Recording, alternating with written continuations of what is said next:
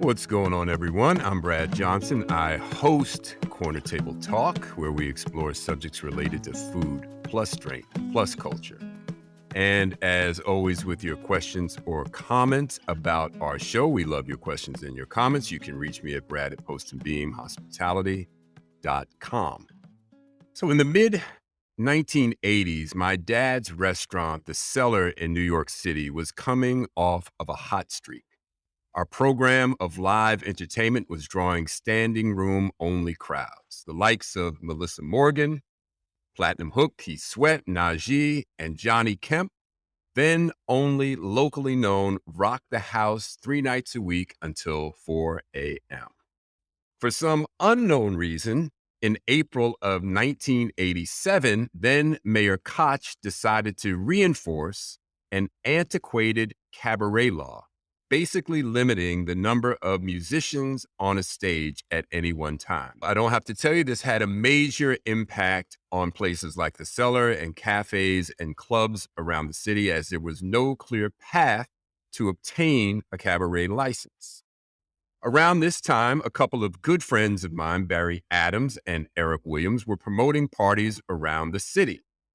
The combination of the crackdown on live music venues, coupled with increased competition from newer spots like the Shark Bar and B. Smith, resulted in the Cellar losing a good portion of its weekend business.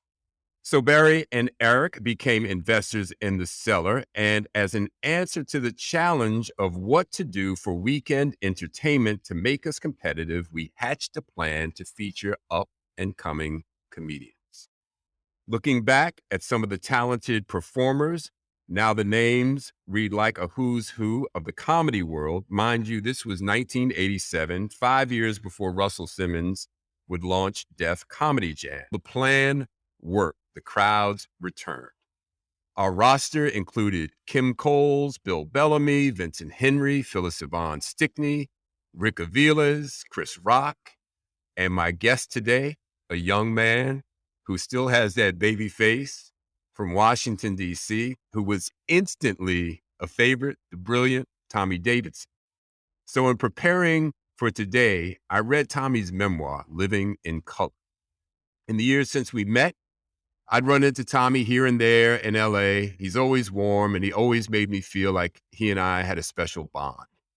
I think aside from his incredible ability to make people laugh, being kind is just a natural for him. What I didn't know was Tommy's life story.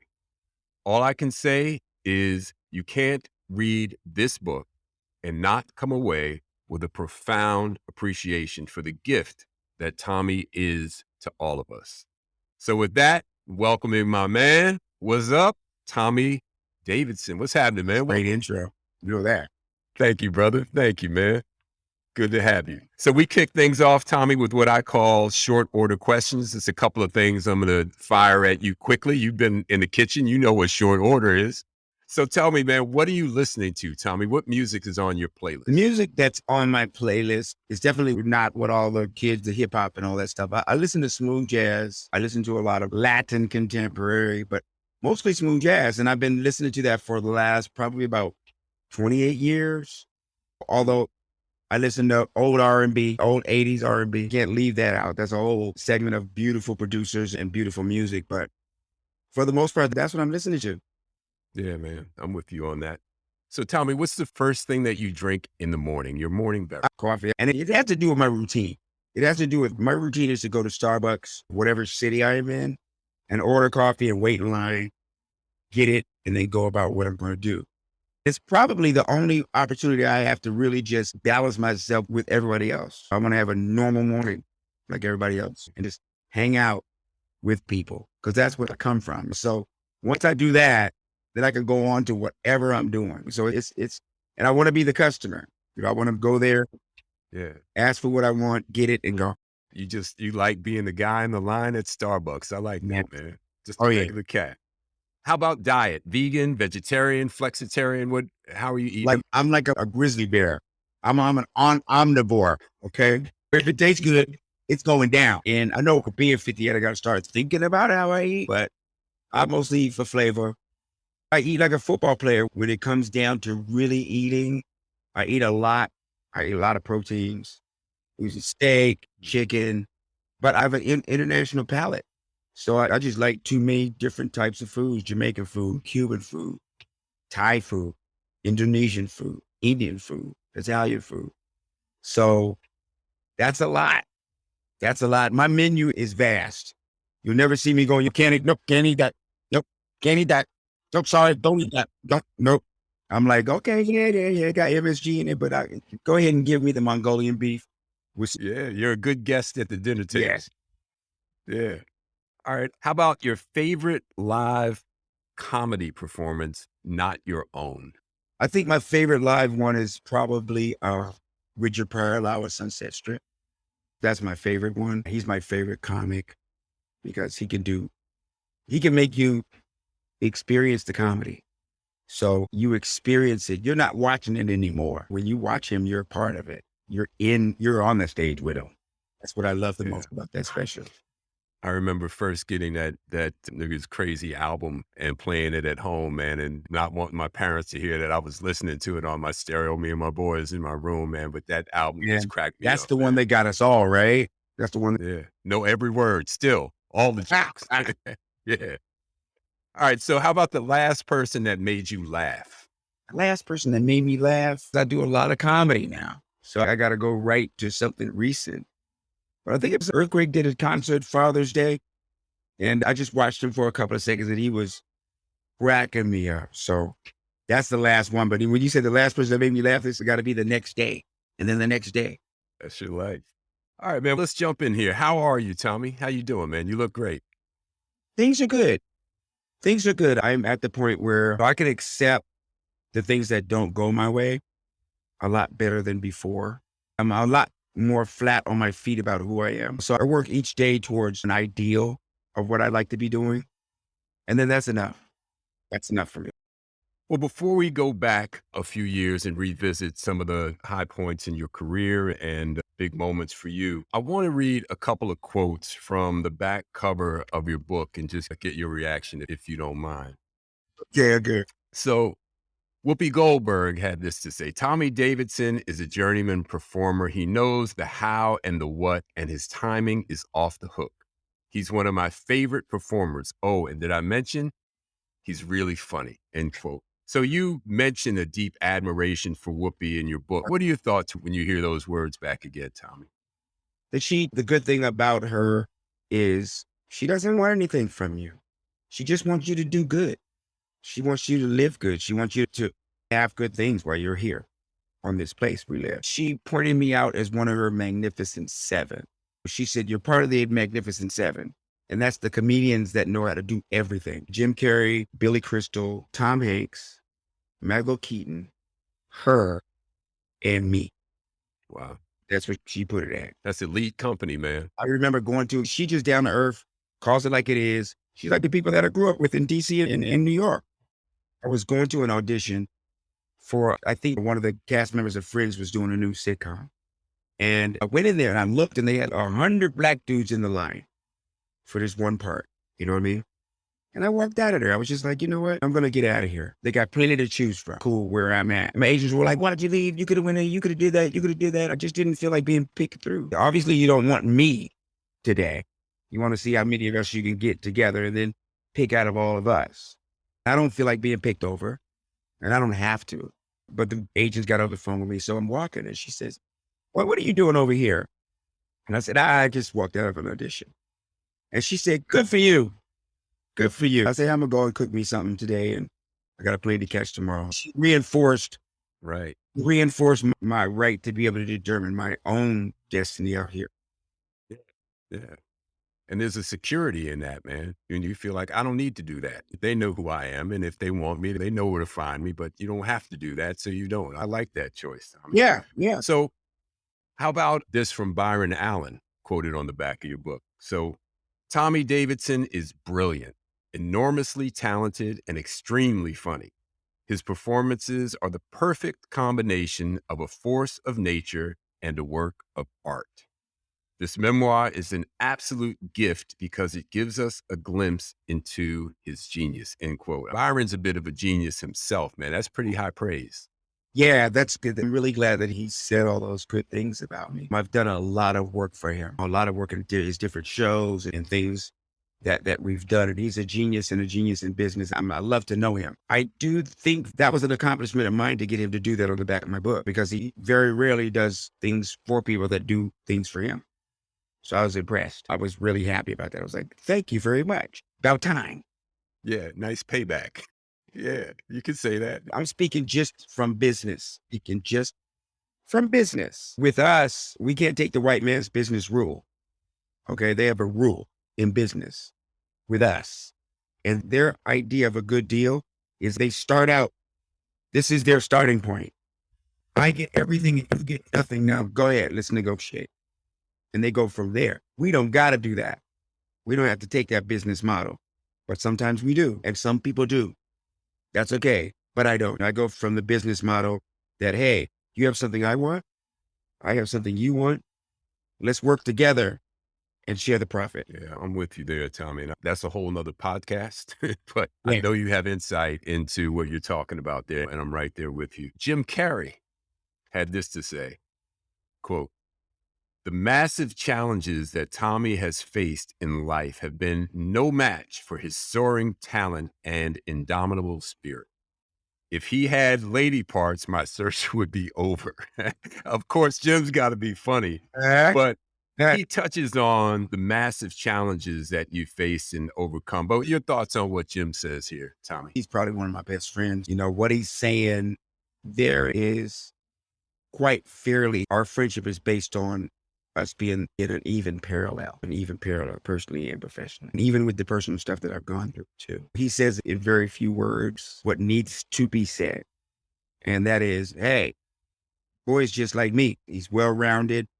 He respects others. He respects where we're coming from, and he's willing to help anytime. So Yeah. it's really putting that on equal play. He's just crazy, funny as hell. And so if to have that, if someone of his magnitude as far as the business goes, to come in and make a quote on my book, just says that he's just like me. There were a couple others I won't read, but Quincy was one of them. You had the cream of the crop endorse this book. So let's jump into it, Tommy. And for those of you like me, who I've known Tommy for 30 plus years, and I had no idea of your story, brother. But for those of you like me who don't know Tommy's story, he gets right into it, chapter 1, page 1. And I'm going to read a little passage from that and then get Tommy's thoughts on the other side. So he says, quote, "I was born in Greenville, Mississippi. The woman who gave birth to me, Tommy Jean Reed, was an African-American single mother.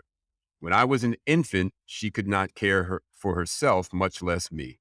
She left me in a pile of garbage. That's the truth. I know this because my mother, Barbara Jean Davidson, who was white, saw my foot sticking out from behind a tire in that pile of garbage, and she rescued me." I was floored, Tommy, when I read that, man. And you put that right up front. I had no idea that was how your life began. So your thoughts, how old were you when you first heard that story, and what was your reaction? I actually didn't hear that story until I was in my late, when I really asked for the real truth. Because I was told that she worked with civil rights movement back then, was doing drugs and stuff like that, but I was never told that part of it. So when I really confronted my mom on it and said, what really happened? Because I was going through some downward spirals in my life. I couldn't pinpoint why. And it started coming up, the real question. And so she finally told me, she finally told me what happened. It made all the sense in the world. And it was right on time too, because I needed to figure out who I really was. And that piece was very necessary. Out of that, I was able to forgive my natural mother for what happened. And I was able to see things a little clearer, because from that point on, the only thing I experienced in my life was confusion. And all of my confusion came from race. All of my confusion came from race. And also the self-education I gave myself, the education that I received from others, it all painted a picture for me as I go through this life that I'm in. And it really made clear how things operate in this country and how things operate in this country. And I ended up being a barometer for all of it because I got some understanding. Some insight from both sides. And I want to talk about that a little bit, Tommy, because, through your early childhood with Barbara Jean, your mom, and your brother and sister, it definitely included some very happy times in the book. Talk about that. Being raised, though, by a white family posed some challenges as you grew older. And when your mom took a job and moved the family from Fort Collins, Colorado to Washington, D.C., around the week actually that Martin Luther King Jr. was assassinated, you recall you, your sister, and your brother lying on the floor of the car as the riots were happening, wondering what the hell was going on. Yeah. And you go on to say, quote, "Here's the other thing. Until we arrived in D.C., I didn't know I was Black," end quote. So you said that discovery just broke your heart, and you tell the story of you, your brother, and your sister being chased home from local swimming pool by some Black kids. Talk about sensory overload, man. That's a lot of stuff for a young mind to be processing.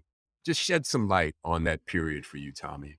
But the only thing I really knew was that my family loved me, that I lived in a place where there was mountains and streams and animals everywhere and farms. I was joyful kid, but I loved everything every kid loved. I saw a lot of animals and grew up with a lot of litters and just really just a Midwest boy. So this was dropped because when we were driving into DC, there was tear gas. So I didn't know what none of it was, but there's tear gas. We're on the ground. There's troops, fires everywhere. And all I know is that we were driving through something pretty rough. And the next couple of days, we did go to the pool because my mother makes friends with Black people easy. And the Black kids beat us up really bad that day.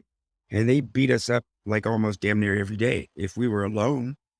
And they kept saying, kill the white crackers and kill the white cracker lovers. So I finally went to my mom and was like, why are they calling me a white cracker lover? I like graham crackers. And I meant it. Graham crackers, you don't need no water with them. You got to eat white cracker with macaroni salad or something. You need them choke. And she said, that's what people your color call people our color when they don't like them. So I was like, well, what color is that? She said, we're white. I said, no, you're not white. You're beige, like in the crayon. See? Because I come from Fort Collins, Colorado and Laramie, Wyoming. And I thought humans were like animals because I watched a lot of litters be born. So there could be a cat. It could be a black cat. You could have two gray kittens, a white one, a brown one, and a speckled orange one. Or a horse could be a gray horse and a white colt. So I'm thinking we're like this because whatever I am, I'm a brown one. So even though my family wasn't brown like me, we were all in one family, just like the kittens. And that changed drastically when we moved to Wheaton, Maryland, because that's the first time I heard the word nigger. And grown men were chasing me home.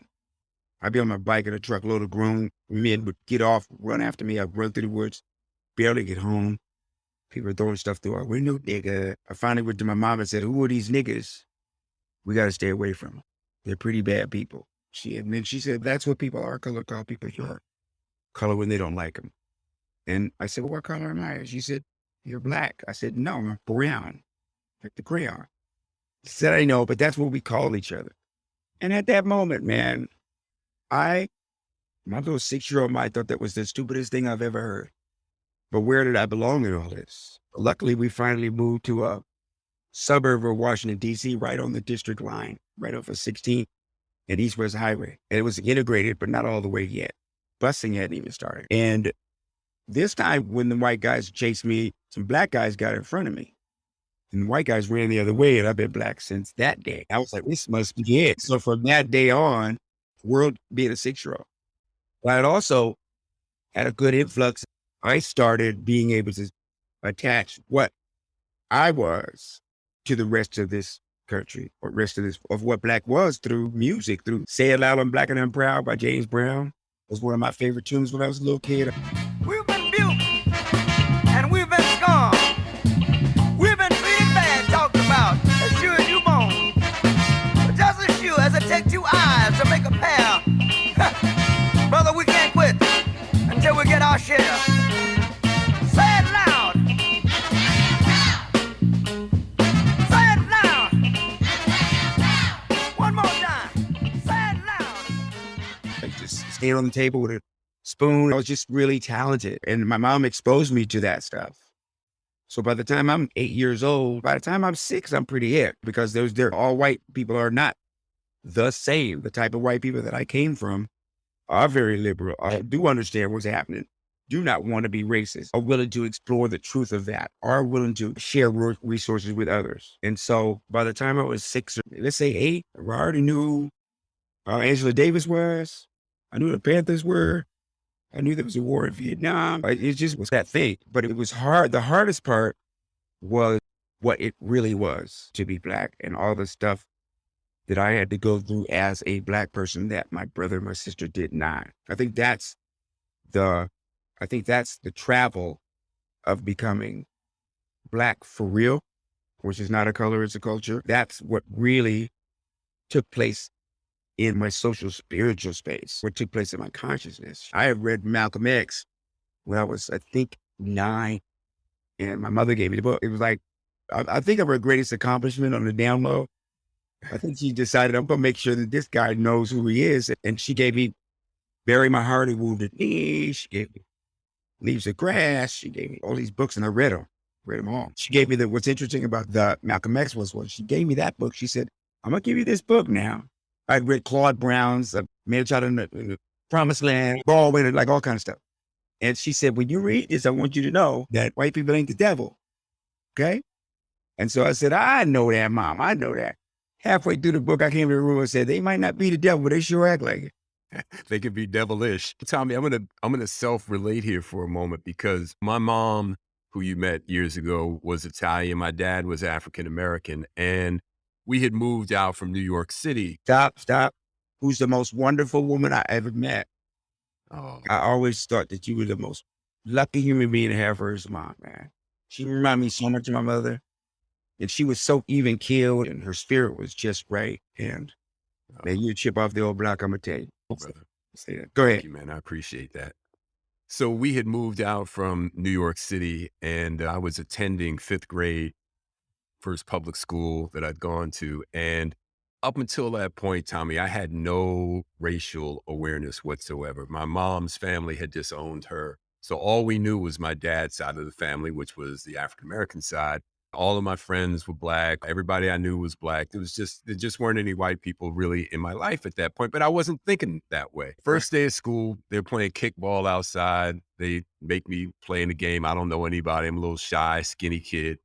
And this one kid who turns out to be what they call the Duke of the school, the toughest kid in school, starts calling me half-breed. I didn't know what that was. And I thought he was being my friend and I'm like going along with it. And little did I know, he's really making fun of me. And so what that started for me, man, was after that, once I realized what was happening, I felt like I had to identify myself as a Black kid from that point. You mentioned the Say It Loud, Black and Proud. I wrote that on the side of my little low-cut Converse All-Stars and bleach, and I was going to be the Black kid that everybody knew was Black. But that stayed with me, man, for a long time. It was somewhat of an insecurity because I'm light-skinned, curly hair, whatever. But I never wanted anybody to be uncertain about who I was. And you mentioned this too, where you start to see the world was bifurcated. You see the whole field, the Black side, you see the white side, you see the in-between, just because of your exposure, right? Through your family and the way that you've been brought up. And I think you've experienced that too. Yeah.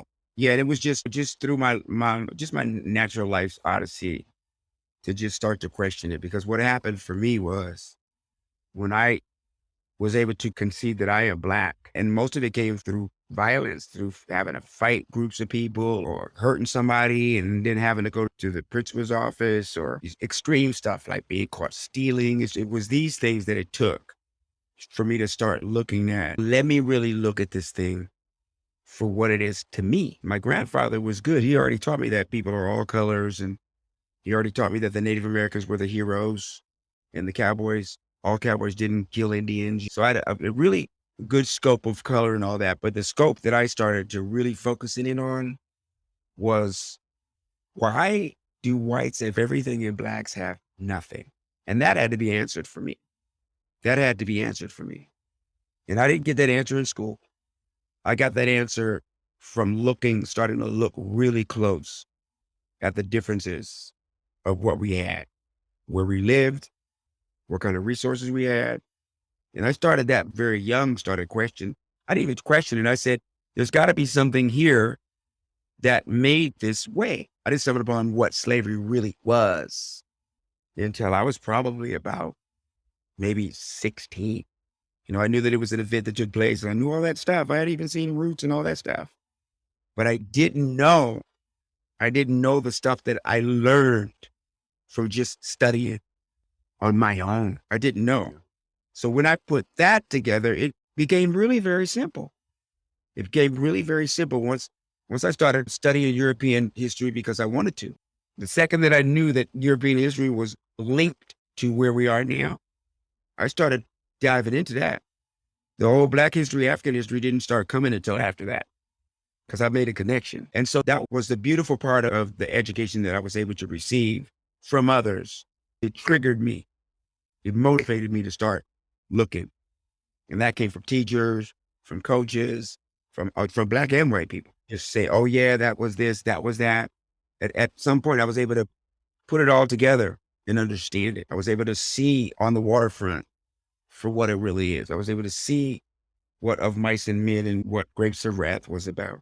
I was able to see what Amistad. I was able to start to see all of this stuff. And it all boils down to just understanding your reality. When you understanding your reality, you can operate a little bit better in it. Which includes history, of course. Knowing the history is important. But I want to go back because you mentioned very early, I think around age 7 or so, that you started doing talent shows. You were already very comfortable entertaining a crowd, what have you. It wasn't long after that, Tommy, that you also discovered you were carrying a little bit of rage around. And in the 7th grade, you mentioned in the book that you threw a chair at a teacher. And it sounded to me like some of the stories surrounding that part of the book, that you were balancing like this tough guy persona with this guy who loved entertaining. You end up going to a behavioral school for a couple of years. So how did that start to shape you, Oh, Tommy? I was confused. I was confused because my neighborhood had changed. Where if you didn't have a couple of brothers, you were gonna catch a bad one all the time. I didn't have a couple of brothers. One brother, and he wasn't getting involved in no fighting. I got with a group of friends of mine, and we all met when we were about 9 or 10. And I was glad to be doing that because I'm like, oh, now I get to be Black, really Black. But I started to identify that with stealing and robbing and selling drugs and all this other stuff I was associating that with. And I didn't break that habit until somebody got locked up one time, until it started really making sense, thrown out of my house at an early age, till trial by ass whipping, I started looking at it a little bit different. But it took that. But at the same time, here I was, this talented little boy that could sing better than anybody in the whole metropolitan area. I could probably have acted even back then. My mother's best friend, Rosie, took me to see the Jackson 5 when I was 8 at the Baltimore Civic Center. And I loved the Jackson 5 before they had afros. Okay, that was a long time ago. Before they started wearing stack heels. And me seeing him live was just changed my life. I knew I was going to be an entertainer. I knew right then and there. So everything in my life was surrounded with that. And that could very well have been my saving grace because the record player was like my babysitter. I always went back to the music.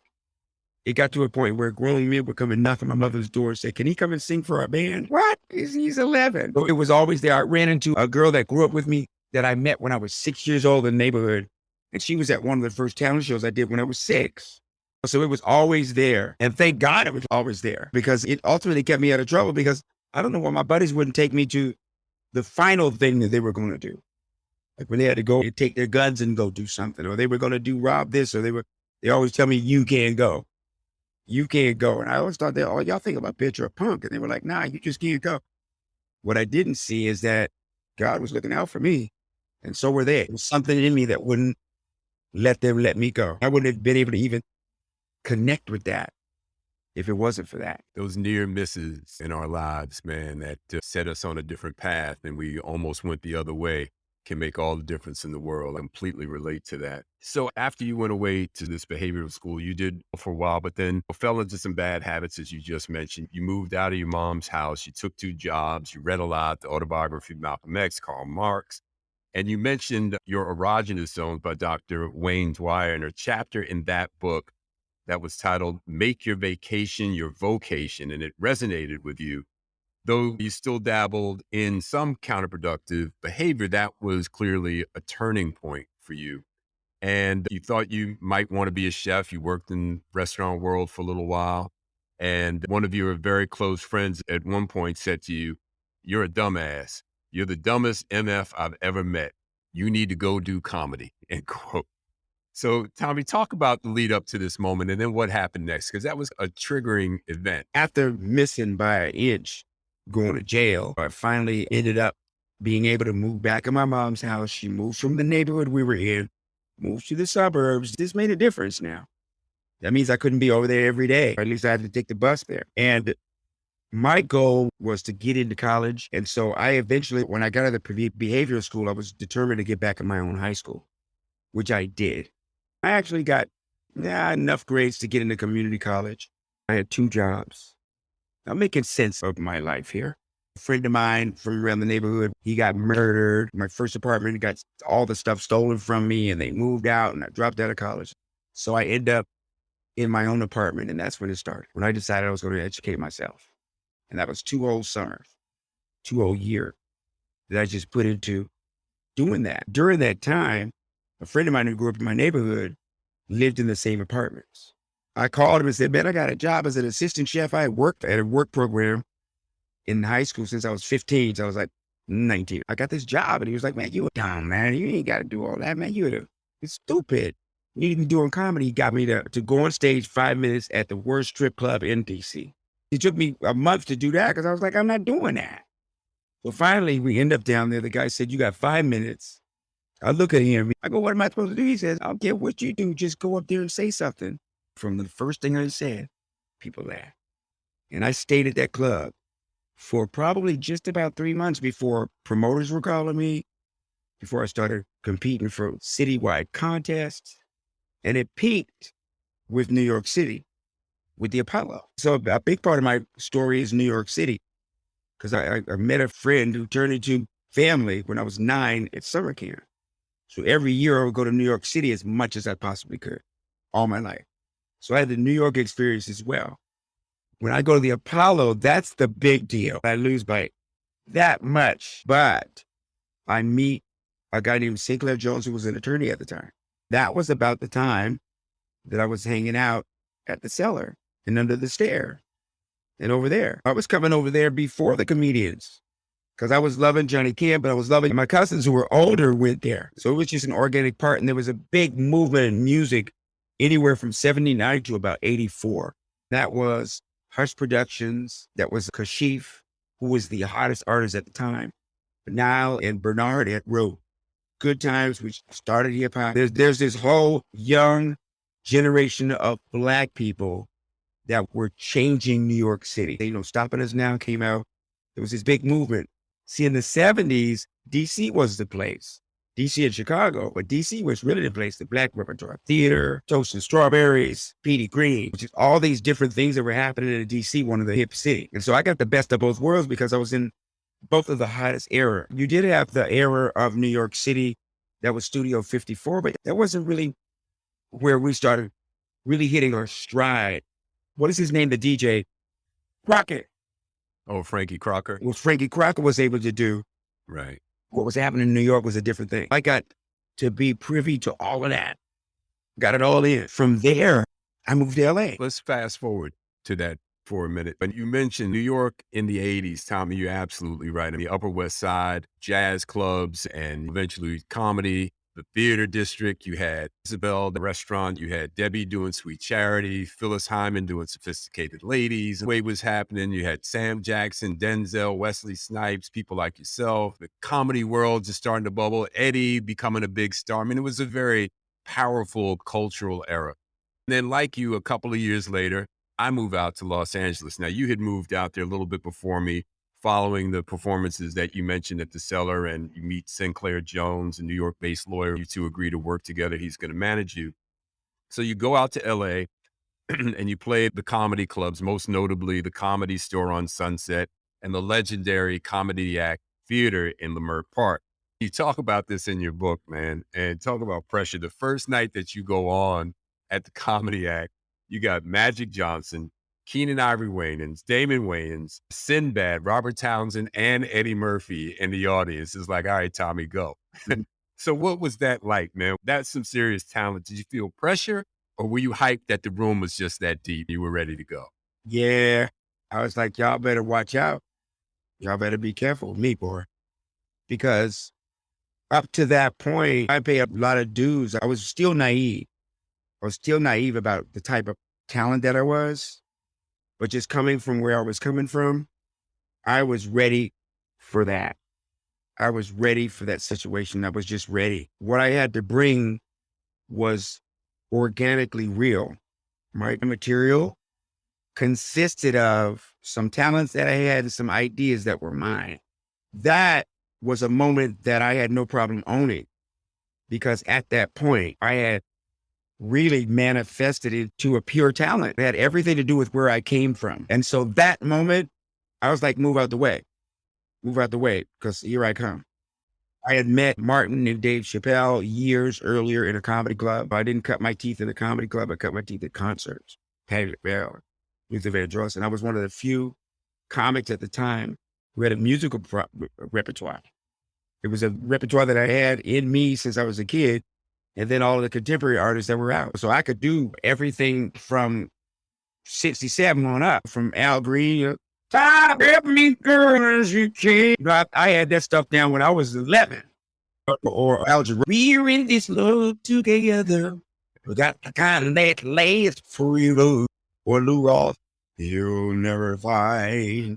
Or Mike McDonald, "You I'm gonna lose." So I was already doing that stuff. But then there was James and all the singers that were coming out. So I had all of that with me.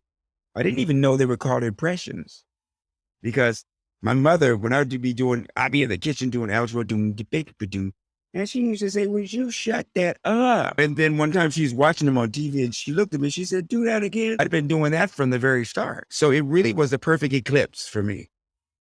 Playing the main room at the Comedy Store was like every comic's goal. It was the biggest room and the one where the stars really hit the stage. There were smaller rooms that other folks played, and you played those rooms for a long time.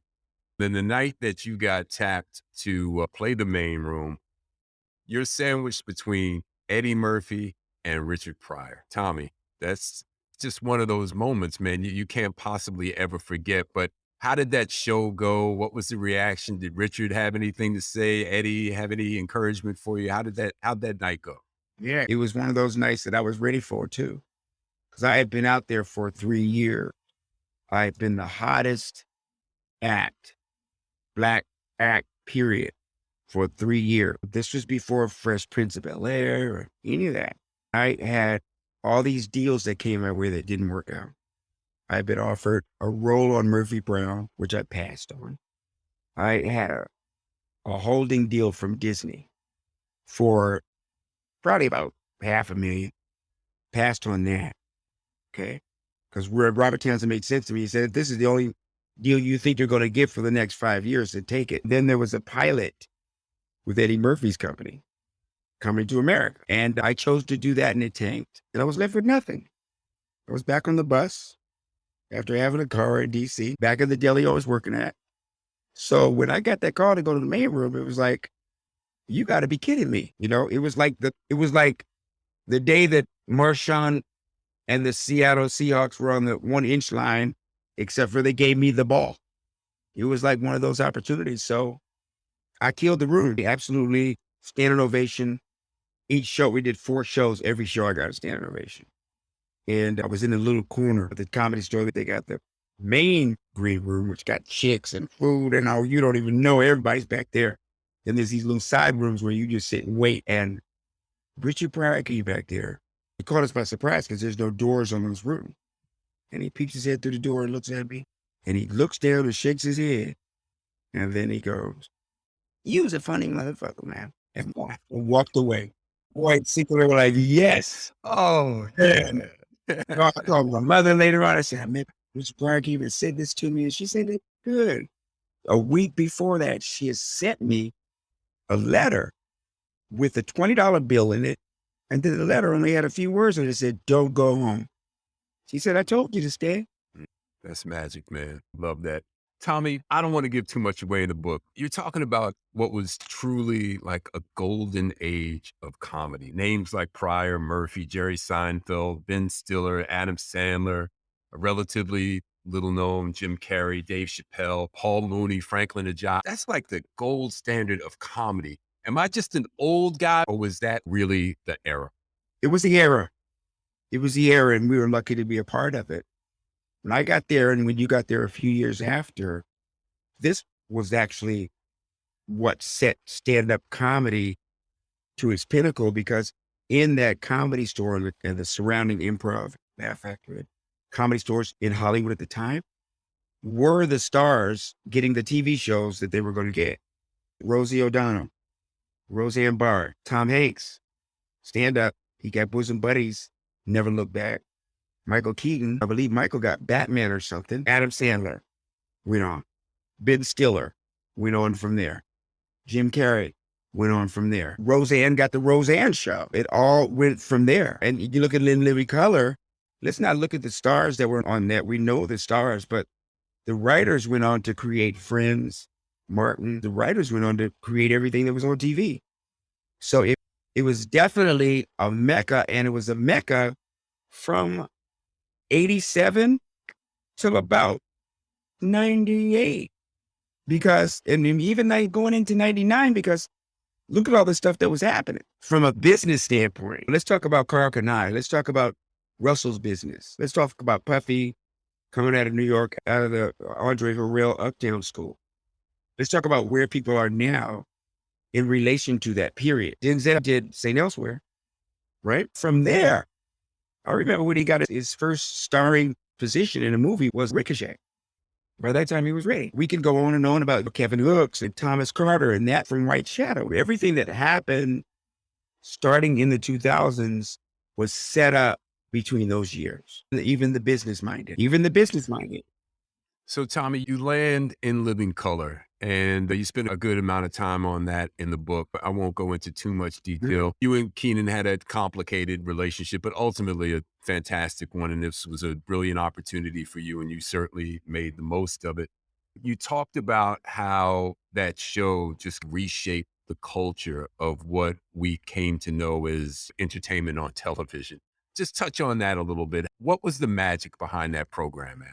Historically, in a cyclic sense, pertaining to entertainment, that it was the first time that America got to really deal with the fact that we laugh at the same things. We would have never really knew that unless a black cast took on a sketch show. And it might not have ever happened if it wasn't for it. It would have never happened if it wasn't for In Living Color. Because up to that point, we'd laugh at the same things. And I call it the black and white era, because black and whites would laugh at the same shows. We watched Avis and Andy and Andy Griffith and the Beverly Hillbillies and all that stuff. We all laughed at it. But this was a time when whites had an opportunity to laugh at stuff that blacks laughed at the same time without being called whatever. It was more revolutionary than we really thought. So when we got on TV, most of our stuff was the social satire and doing commercials, send-ups, and all the stuff that had been done. But we were ready because all of us had grown up in the 70s, late 60s with all of that stuff going through our head. So we were to make fun of everything behind us and everything in front of us. Even though it doesn't reflect itself in the media, it's the most powerful and popular show from the 90s, period. But when they have a magazine, Entertainment Tonight, and they're celebrating the 90s, there's not even one picture of us in it. But who cares about that? Nobody cares about that stuff. We know what's going on with that stuff. You can walk on a concrete sidewalk and see that there's a crack in it just so a blade of grass can come out. You ain't gonna stop us. So what we had to offer comedy, because we were pros, we were the best. We were not only good comedians, we all wrote, we all could act, we all could sing, we all had these multiple, and our writers, we all wrote together, and we were all on one page.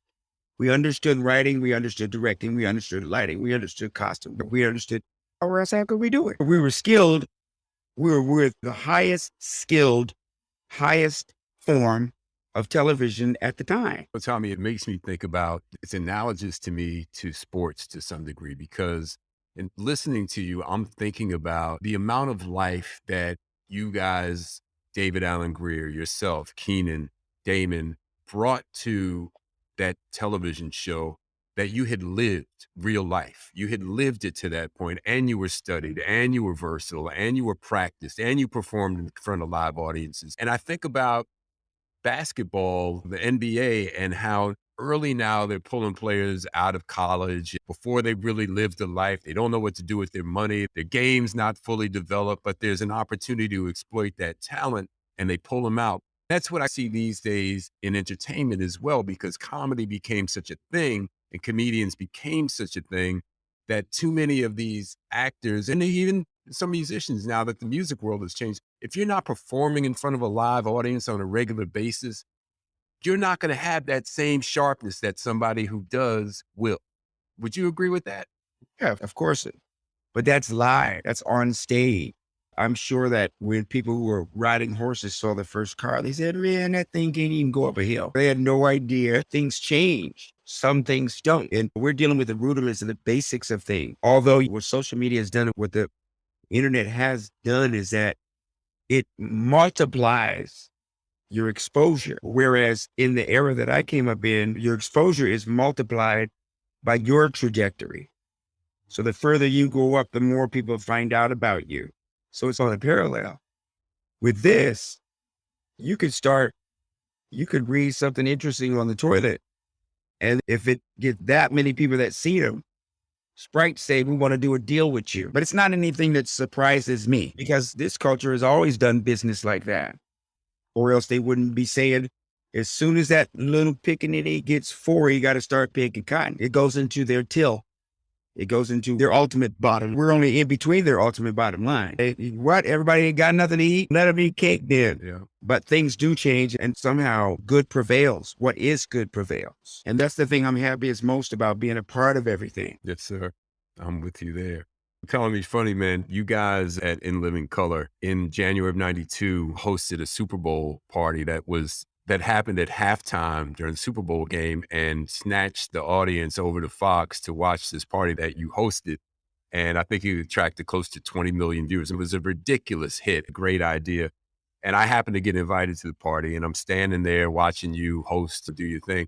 And you motion over to me to come and hang with you as the camera comes back on. And I end up in a shop with you, Pauly Shore, Blair Underwood. I got my Roxbury t-shirt on and doing my little promotional bits. So thank you for my little 15 minutes of fame there, man. I really appreciate that. Listen, the universe is reciprocal, man. When I used to come down there, you took a liking to me, boy. You just were like, you know something to eat? Hey, man, Tommy's here. You make sure that you took care of me, man. You always made sure. And then even over at Georgia and all that, you made sure we stayed friends. Yeah. And then there was a little club that I had that I got your mom involved with. She came and did the food. And we did a whole nother thing there. The club wasn't ready for that, but you guys were. And you laid it out for me. We did a new menu. She came down and dealt with the people in the kitchen and stuff. You know, that, yeah, man, it's like, it's the one thing that I'm proud about me is that I got to be like my mom. Well, she never was reluctant to give someone something because she understood that a closed hand can't receive or give. Yeah, I feel fortunate too, man, about that. No question. I'm just glad that whatever happened to the people that see me later on and I go hi and they don't say nothing to me, I'm glad that ain't happened to me. And I'm glad you're not that guy, man. You never forget, Tommy. You go into some of your challenges later in life, some addiction stuff, and I'm not going to get into that. Read the book. It's fantastic. I guess to some extent, man, we all wear a bit of a mask in public. But when your job, though, is to make other people laugh while inside you're suffering, I would imagine that can be both cathartic and a way to cover up the pain. Am I close on this, Tommy? Does that resonate at all with you? Yeah, it is. And what people go through first person, because one of the things that's a little bit askew about the internet is that there's no sense of personal there. It seems like the whole world is trying to solve common problems as a group, as a conglomerate. And it just doesn't go that way. It's the reason why you don't write important things on the bathroom stall. Everybody got to go there so they can read it. But it's just, you're not going to take that stuff serious because it's coming from the general public. And so I can only speak to how fortunate I was to have people around me that loved me so much that when I went through the worst of times, they supported me through it to the point that they made clear to me that now you have to do this for yourself. Once I started doing things for myself and started moving towards what I needed to do, I started moving towards this higher power or this God that people talked about. And why we're in a society where you got to be perfect when we know that you ain't gonna, you know? And so it's creating a mob mentality. If you do a book or you do a song or you do something and everybody gets to comment on it, everybody doesn't have a good sense of outlook on things. So the majority of people who don't give a hell can just say, I don't care what it is, I hate it. I did my book and Amazon lets people comment. At least one woman said, I used to love Tommy Davidson, but now that I read his book, I hate him. Now, I'm not really upset about that. I'm upset at Amazon for putting that on there. I would like to have the owner of Amazon. If somebody said that they hate him, or you put me in a position to let somebody comment and say they hate him. But what does that mean? That don't mean nothing. That don't mean nothing. That I made it that far with what I was doing to be exposed to that many people. Lord knows somebody's going to do something crazy, or we wouldn't be dealing with them little kids that got shot in San Antonio and ain't nobody did nothing about it yet. But the hurtful comments, as much as you can get compliments during your life, the hurtful stuff does tend to stick around longer than you would like. But that's really unfortunate. One of my favorite chapters, Tommy, in the book is the final one titled My Reality. I was really moved, man, by your honesty and something that I think a lot about in this age of look at me social media, where I'm traveling to my car, my vacation, my perfect kids, whatever. We can all be susceptible to comparing ourselves to other people. And I wanted to read a little passage from this chapter that really resonated with me and then ask you to weigh in if you wouldn't mind on the other side. And so you say, quote, my proudest moment in this business was when I realized that I'm Barbara Davidson's youngest son, Tommy. When I realized that, everything came into balance. Am I an actor? Am I the top actor at the box office? Am I the LeBron James of comedy? Am I Kanye West or even Jamie Foxx? Am I Dwayne Johnson or Kevin Hart? Do I compare myself to what Jim Carrey has going on? I don't anymore because I can't control what other people are doing. I can watch them, enjoy them, appreciate what they do, and can learn from them, but I can't be them and they can't be me. Only I can be me. I think that's the place you want to get to, man. Right? Yeah. Yeah, ain't easy neither. But it's a good thing that I'm not raising the sun every day because I probably keep it down one day. I ain't feeling good. So it's a long way to come. This is personal here. It's a long way to come for me. See, because the way that I came into this world was feeling like I had to fit in with it, feeling that I had to fit in with it. And now that I see the truth of my life, when I see the truth of my life, I can see who I am.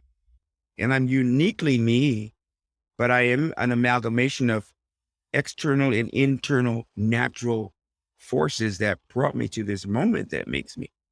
So for instance, when I say I'm Barbara Davidson's son first, is because that's where I got my principles from. That's where I got my outlook on life from.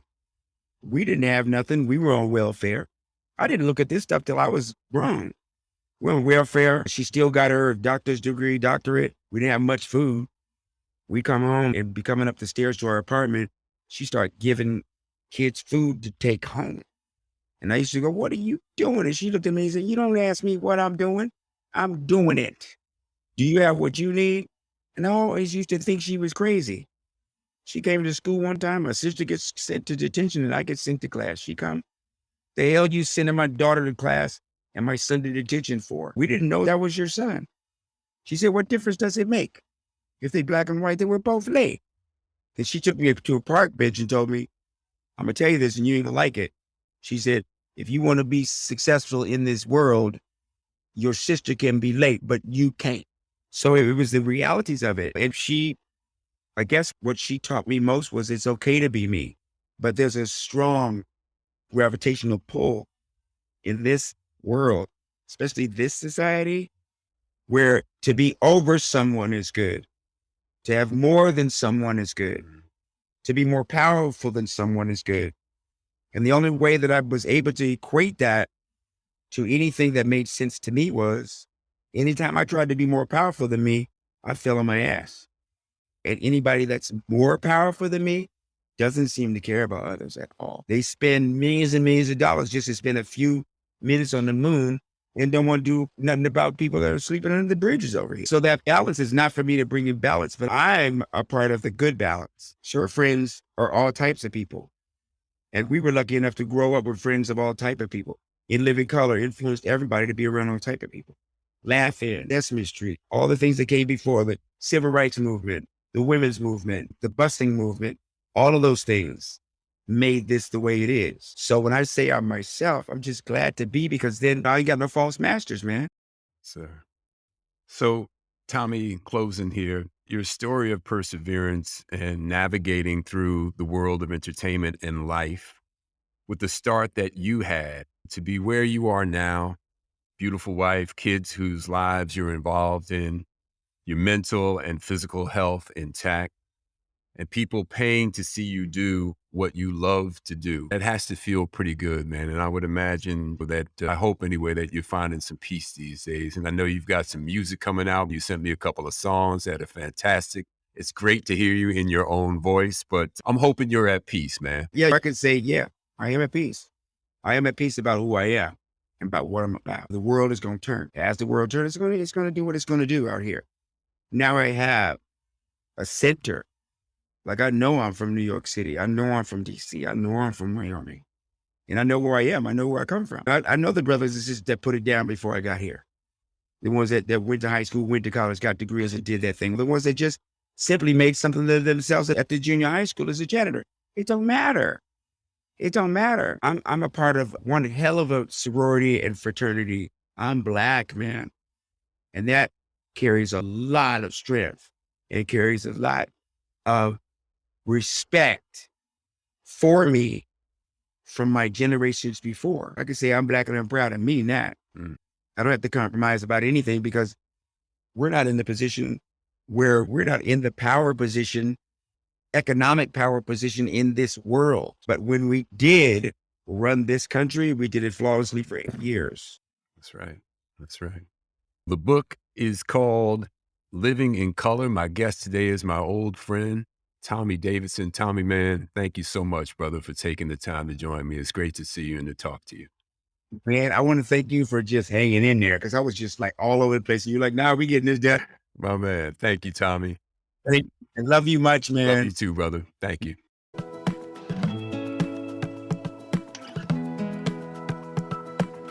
Hey there, coming back to everybody, this portion of my day, which I always say how much I look forward to, and my dear sister friend from way back in the Win days, Ambassador Shabazz. What's going on? How we moving? Our decades, it was way before Winsome ever, you know. So, Tommy Davidson, man, your thoughts? Could I be surprised? Probably not. It was wonderful to hear the depth and the narrative from his own mouth and through your conversation. But I've always known there was something in the root of his body that enabled him to be such a transformative comic. Some people are great storytellers, but he would become it. Each time he would morph into whatever it was, and you traveled with him in that process. It suddenly would not be Tommy Davidson you're watching or listening to. It would be that whom he was portraying. And so to learn the journey, I think the bit of me aches knowing about some of his early experiences, but all of it seems to be part of that which we benefit from in his manner of storytelling. Bless him. Yeah, no, I agree. And you're right. His comedy is also physical. He takes on the various performers that he does. But when you hear a story about someone who has that kind of a start in life, and of course has some sorting out to do, because whatever happens to us as young people, we have to at some point figure out and find a place for it to be able to move forward. But when you hear about somebody who was literally left in the trash, that I could not get that out of my head. What's your thought about what it takes to overcome that kind of a storm? What's interesting, having lived now and been on so many sides of stories like that, is was he left in the trash or was he left for someone to save? You never know the motivation of the mom, so that not all babies that are found are really disposed of. But if by the grace of God are to be found the way he was and raised and exposed the way he was, I would rather see it from that perspective, because I don't think most of us will get through this life without something traumatic tapping on our shoulders, something challenging tapping on our shoulders that we then get to reflect. So he's reflected back to that point. If it had not been his early beginning, who would he be now? Would we know him? Would the journey be as it is? Would it be as fruitful for him and us, his audience, for over a couple of decades? You get to know him personally, but my closest experience with Tommy Davidson is just really watching him over the decades and feeling like you know him. And not just a physical comic, a transformative comic. He could tell a story and he becomes a person. In 97, my mom was in the hospital, and there were many thoughtful people that came and spent time with us at Jacoby Hospital in New York, or Misericordia. And one of those persons was the mother of Sammy Davis Jr., Vira Sanchez Davis, who loved my mother and wanted to stay at that hospital as long as she could, just to will her well. And in one of those conversations, Tommy Davidson was one of the persons she mentioned in terms of his likeness to her child. And she didn't speak of her son like a famous man. She said, my baby, his likeness to her son, to her child. And I think it's not just the mirror image, it's just the being. Something must have resonated about who Tommy Davidson was from the core that made her lean in his direction. Yeah, yeah. No, he's a multifaceted entertainer, no question about it. And just a genuine cat, man, from day one through today. Accessible, reachable, open, he's not one of those guys or people that forget the folks along the way. I wanted to touch on, think about the impact that you can have on young people. I know that you had a group of young folks join you. You went to see Hamilton. You did some cultural stuff. You did some educational stuff. You had to have left those young minds with an imprint of just a different kind of experience. How did the week go? What's your takeaway from the time spent with the youth that you just hosted? It's interesting. I was really moved, and as I listened to the kind of download or upload that Tommy Davidson had in his early childhood, between 10 and 16, what kinds of books, what he dove into, what his queries were, and his need to have those answers. Same thing happened with these young people. Day 1, day 2, day 3, we had 6 nights together, and we would always conclude each long, full, eventful day with a reflection in my room. We would gather, and they would put on their pajamas, and we would sit and talk. And night 1, I have to say, I was hurt when one of them, all of them promising, but one of them, 16 years old, aspired to be an attorney, a lawyer, and then presumed that it would be futile because as a Black girl, she may not live long enough. I didn't even know what to do with that. And then a second one kind of echoed it. Young man echoed it. As the days went, and they were both amazing, as were their comrades, as the days unfolded and the questions they would ask in each place that they gathered, the inquiries, the exchanges that they would have with whoever they were speaking to, they were always enamored with how bright and amazing these young people were. And I have to say, by the 6th night, I asked them that they feel the same way they did night 1. And they said they don't. They know that they're here to make a difference in the world. And so for me, with all my fatigue and grayless hair, I'm old enough to be gray, but I don't have any yet, but it's in there. But I have to say that it is so meaningful to think that you can have a part or a role in enabling young people who only hear the worst right now. They are 14 to 16 years old. The last 6 years, they went from 10 to now. And all they've heard were headlines of futility. So we have to do something about that. How do we challenge the negative with real words and experiences of something transformative, positive, constructive, and live it, and example it, be it. I have to give kudos to you because you're absolutely right. I think when you put it in that context, that a 15 or 16-year-old, their frame of reference for the last 5, 6 years would be pretty rough. And to have an experience like the one that I know that they had with you is going to be etched in their memory and influential in their life. That's just so meaningful, Ambassador. I want to just acknowledge that. That's your spirit, that's your heart.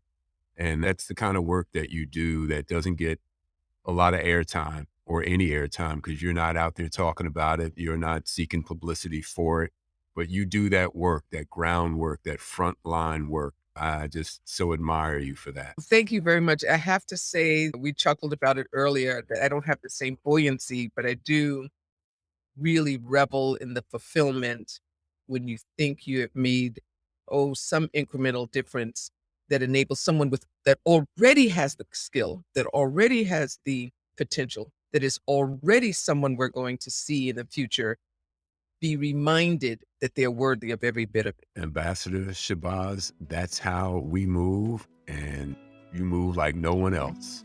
And so do you. Let me just say that listening to you, how you pull things together, it makes me really want to sit back and put my feet up and learn some more. The questions you ask, that which you enable a guest to impart, share. We learn so much about the dimensions of a human being through Corner Table Talk. For me, it's really been a gem to not only listen, but to partner with a childhood friend, brother of mine. I feel the same way. I couldn't be happier than to have you on this journey with us. So thank you. Good to see you.